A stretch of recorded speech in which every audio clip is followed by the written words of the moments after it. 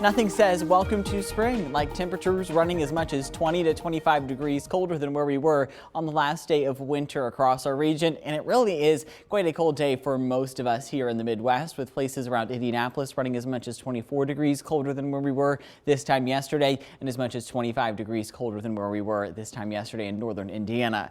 Temperatures are running around 50 degrees here in Carbondale and Harrisburg, so we've seen us at least break the upper 40s this evening, mid 50s a little bit further towards the west into southeastern Missouri. We're also seeing northwesterly winds this evening of around 10 to 15 miles per hour, 21 mile per hour sustained winds coming in for Perryville, and 17 mile per hour sustained winds coming in for Cape Girardeau. So of course those northwesterly winds really not helping us feel any warmer out there. Now, because the air is still quite dry from yesterday and because we are seeing those stronger winds, we do have a red flag warning still in place across southeastern Missouri until 7 o'clock this evening. Just because the rest of our counties here in southern Illinois and western Kentucky aren't included in that red flag warning doesn't mean that our fire conditions aren't present. Here's exactly what we're looking at on all four of those tower cameras this evening. Lots of clear blue skies coming in across the entire area. So again, overall, very nice afternoon out there for all of us. And it is going to continue to stay fairly nice as we head through the overnight hours. Things are going to be fairly mild, but a little bit on the cold side.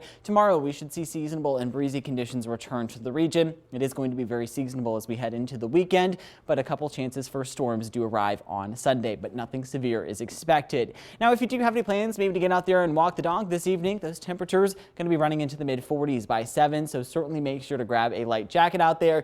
We may still be hanging on to the lower 50s in the Boot Heel of Missouri, but as we head later on into the overnight hours tonight, we'll see the mid 30s by 11, and then temperatures tomorrow morning should be running around the freezing mark. So as you're headed out the door to the bus stop or to work, you are going to want to grab at least a light jacket at the very least. But hey, at least we're not going to see those gusty winds like we saw today. Temperatures by lunchtime though quickly going to recover into the mid to upper 50s, and we should see the wind shift to out of the south-southwest. And as we head into the evening hours tomorrow, those highs are going to be fairly nice into the lower 60s for most of us. So if you do have any Friday evening plans, they are a go. We should start to see clearing skies by 5 p.m. and mostly clear skies are expected by 10 o'clock Friday evening, with temperatures running into the mid 50s. So overall, fairly nice. Now we are going to continue to see those chances for showers build as we head into late Saturday and into early Sunday morning, with about an 80% chance of rain expected, but nothing severe should be impacting us this weekend.